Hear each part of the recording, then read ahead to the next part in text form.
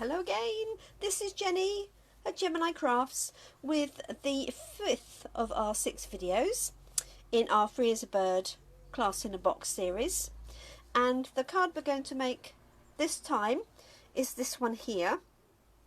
So from your components, it's actually slightly different to this because I improved on the layout, at least I hope I did.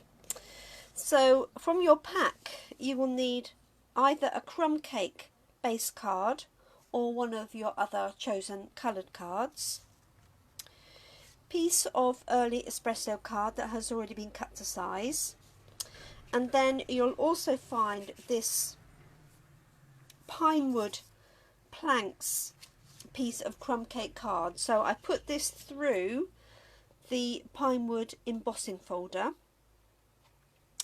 and as you can see you get this lovely wooden effect, and you can use either side. So you've got this one with the raised pieces here, or if you turn it over you get the pieces where they're going in, so you can choose. Obviously I've already pre-punched this just in case you didn't have a circle punch or framelit, so but you could decide which position and which side you wanted the little bird's nest to be. So you know, there's various options in there. For me it feels right, sort of top right, but top left would also work with the sentiment on the right hand side, so I'm going to do it top left, just as something different. And very similar to the previous video, if you're watching them in order, what you can do is use a sponge and some ink to take this plain version into this more distinctive version by adding the ink to it. So I'm just going to do that again in case you're watching this out of sequence. So I have a sponge here, and I'll just grab an ink pad. I'm going to use soft suede again, but you could use any brown. You could use a green, for example. And all I'm going to do is dip the sponge into the ink pad like so. Just test it on my paper there, and then rubbing this over, and this really brings out the detail of that wood like so. So I'm going to do that all the way over. If you prefer a sort of cleaner look, then you don't have to do this, but you get a really nice distinctive effect here where the little knots of wood are. This is a really useful embossing folder if you have a die cutting or embossing machine. I'm pleased to announce that in the new catalogue, which you should have received with your class in a box if you're a customer, we will have a new die cutting and embossing machine coming out. It's in the main catalogue, but it's not available straight away, but they didn't want to not put it in and then have to sort of print a separate sheet later on. So there is my layer. Now what you can also do is you can add a little bit more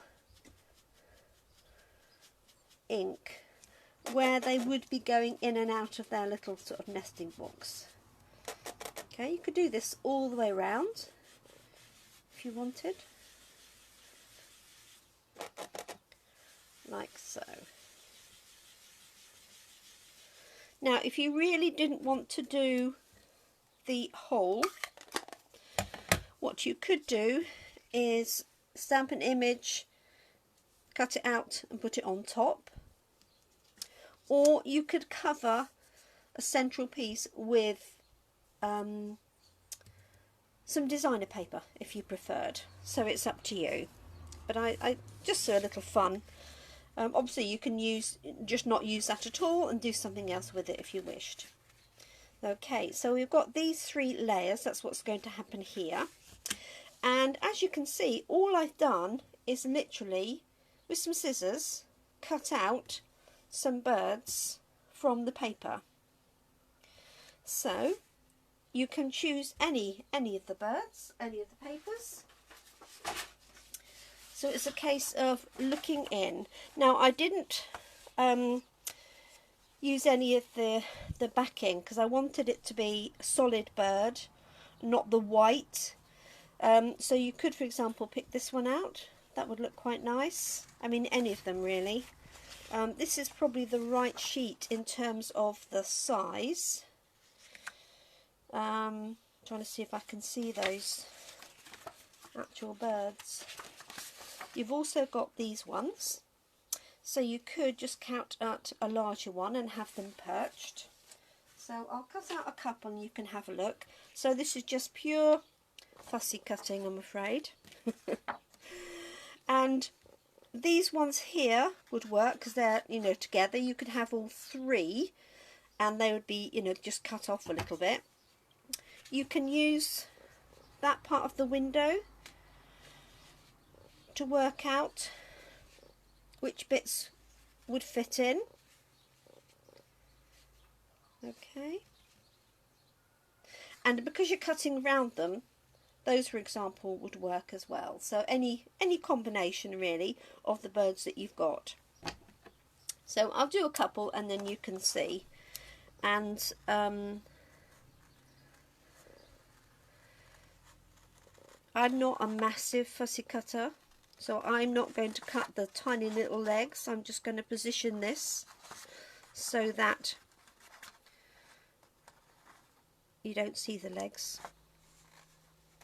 But if you love fussy cutting, go for it. Now what I like about these, it's got a nice thick line to cut around.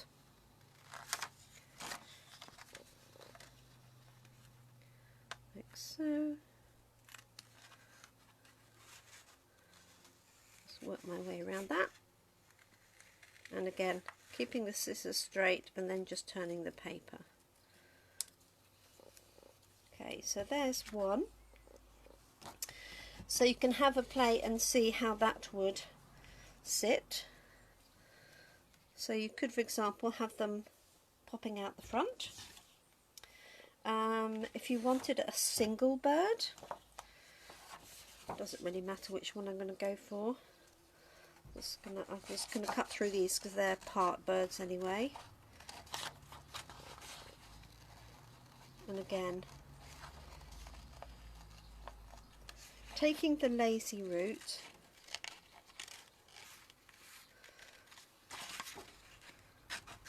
I'm just going to cut round the bird.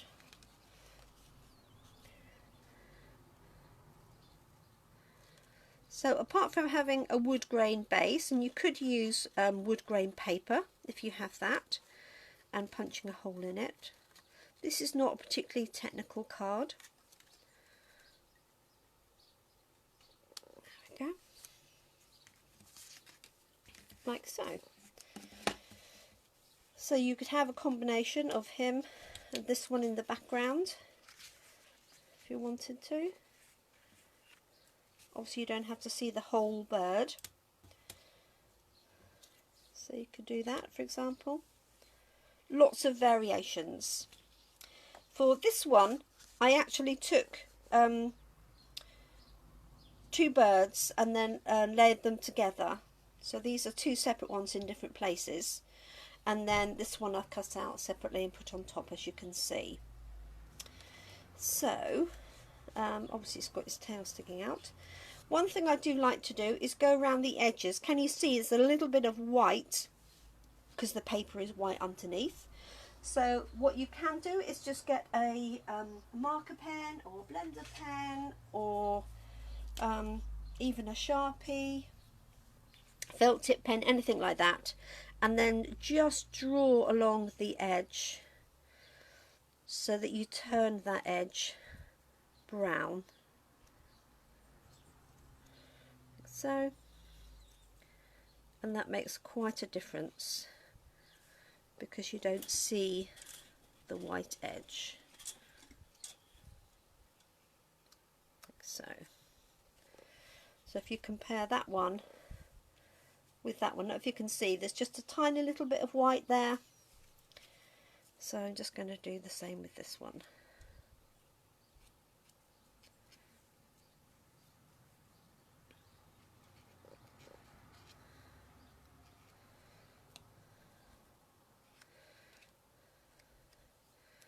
There we go. So it makes quite a difference.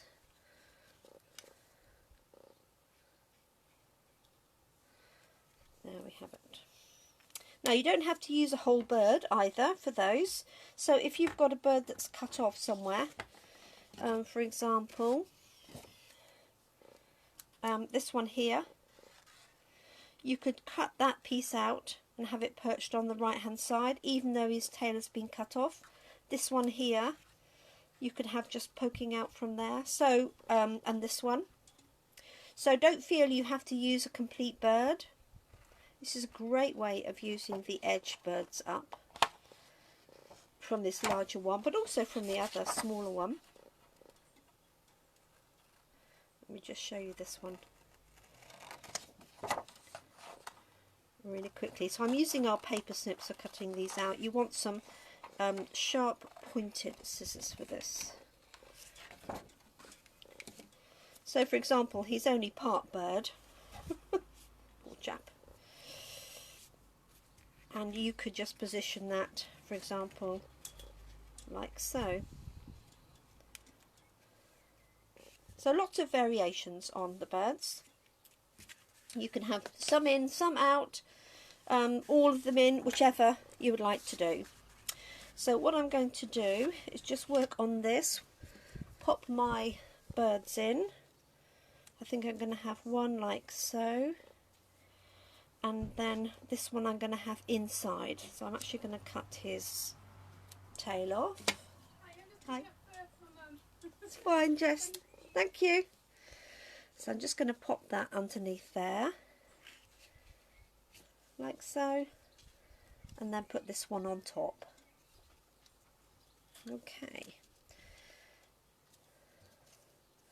So it's up to you how you put those down. You can either attach them to the back of this, which is probably the most sense, and then stick that whole thing down with dimensionals for the ones that go underneath. And the ones that go on top, obviously they can just sit on the top. You could have, you know, multiples in there, for example. I know these are obviously different bird families, but you could just build those up. They're really, really sweet and cute. So let me do that.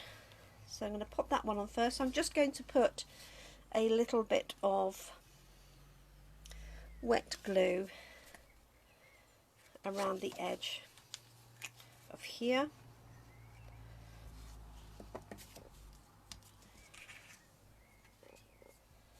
And then just pop that on there.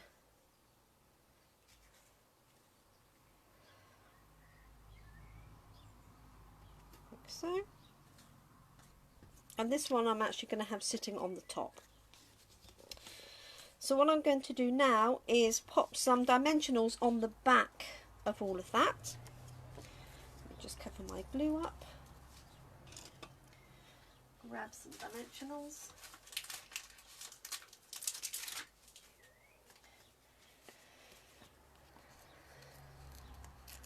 These particular ones are black, only because they happen to be closest to me at the time. But it does also mean you won't see the black from there. Put one in there, and I've got a tiny little bit there. Just going to use to support the head of that. Peel those off.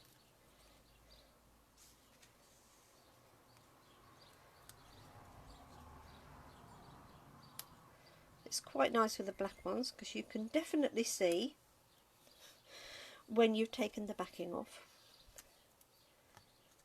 Like so.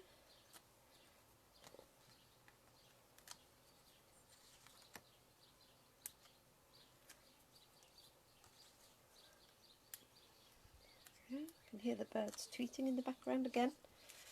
So this is our early espresso layer. Hope I haven't been off the bottom for too long, sorry. I'm going to pop that onto there, like so. And then I'm going to put this one just set a little bit further down like that. I suppose I should have had one facing the other way, shouldn't I? So, but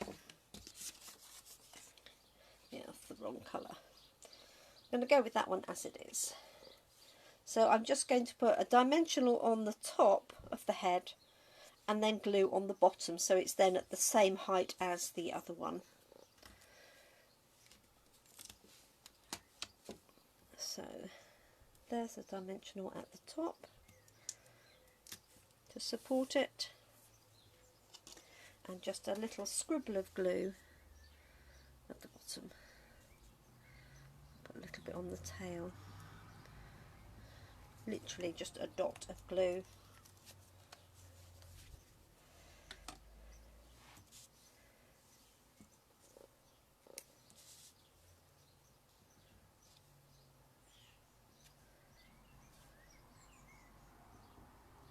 Like so. There we go. So that can go onto your base card. As I say, that can either be crumb cake, or you can pick out one of your colours of card. Thinking it might look quite nice on the old olive one, as there's a bit of old olive colouring in those birds. So I'm actually going to put mine onto there like that. Just going to use some wet glue. I don't tend to use snail if I've got layers on top, only because if you've already stuck them down, it's quite difficult to get the pressure on the snail to go over all the dimensionals. So there we go. It's going to go onto there, like so. And then all I need to add is the sentiment. So you could use any of the die cuts that you've got. So you could put a circular one in there. This Sending Healing Hugs doesn't come from this set. I was just having a play when I was designing it. That actually comes from So Sentimental. So let me see. Or you could use a different shape.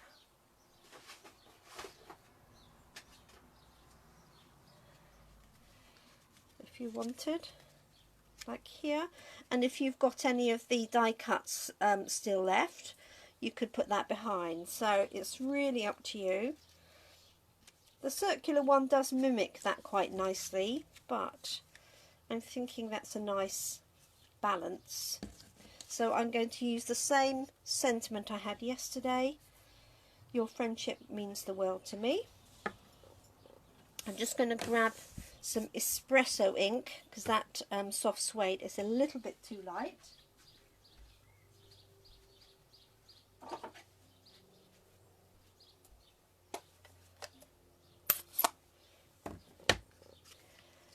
So,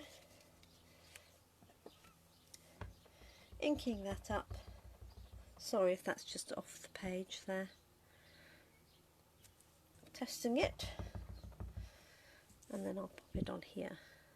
But also you could use any sentiment there. Birthday, thank you, hello.